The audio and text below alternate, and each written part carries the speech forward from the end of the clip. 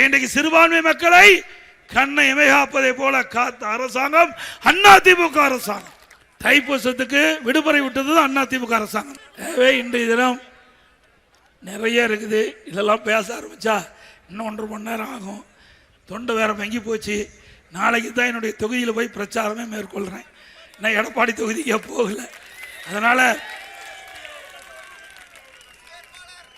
அதிமுக ஆட்சி வருகின்ற பொழுது நிறைய திட்டங்களை நிறைவேற்றி கொடுப்போம். இன்றைக்கு விலைவாசி உயர்ந்து போச்சு, வரி உயர்வு, இதனால் எல்லா குடும்பத்தை சேர்ந்தவர்களும் பாதிக்கப்பட்டிருக்கிறாங்க. அவர்கள் அந்த பாதிப்பிலிருந்து மீட்டெடுப்பதற்காக ஒவ்வொரு குடும்ப அட்டைக்கும் 10,000 ரூபாய் சிறப்பு உதவித்தொகை வங்கியிலே அளிக்கப்படும். அதேபோல மாதந்தோறும் குடும்ப தலைவிக்கு 2,000 ரூபாய் வங்கி கணக்கிலே செலுத்தப்படும்.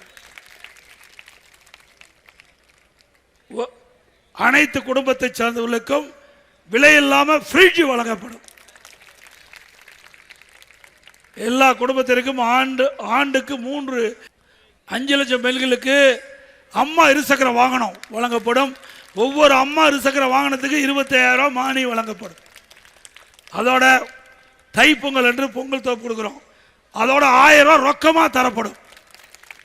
தீபாவளி என்று நம் பெண்களுக்கு பட்டு புடவை வழங்கப்படும்.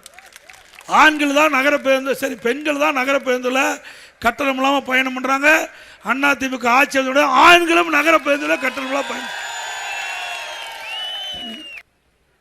ஆட்டோ ஓட்டுநர்கள் அவர் சங்கத்தில் பதிவு செஞ்சிருந்தா புதிதாக ஆட்டோ வாங்கினா 75,000 ரூபாய் மானியம் கொடுக்கும்.